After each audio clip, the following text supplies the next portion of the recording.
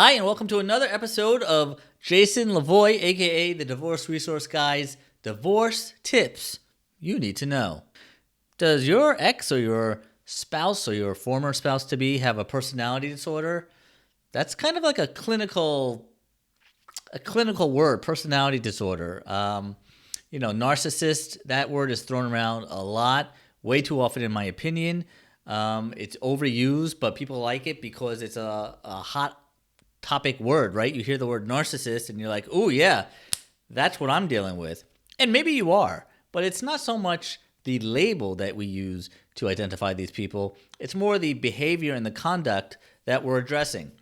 Now, some people have real clinical diagnosable personality disorders. Some of them include bipolar, split personality, covert narcissist. Like those are all things that narcissist personality disorder, those are all things that can actually be clinically diagnosed. At the end of the day, again, I don't focus so much on what you're dealing with and whether they are clinically diagnosable or not. You're still dealing with it, right? And you still have to deal with the conduct, no matter what the label is. So the first question that I like to tell people when we're talking about behavioral issues is, something's wrong with them, right? Because they're not acting normal, because you wouldn't be in this situation in a normal relationship. But really, what is it? Can you narrow it down, identify and articulate what the heck is going on behaviorally, right? And then the question is, maybe it's diagnosable, maybe it's not. But again, not sure that's so important.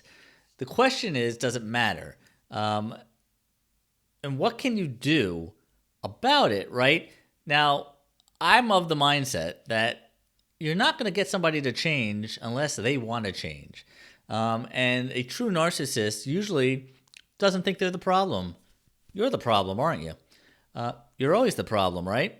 So you got to really identify, at the core, are they ever going to change? Do they want to change? Do they see a problem? Do they notice any dysfunctionality with the way they act, right? Forget about you.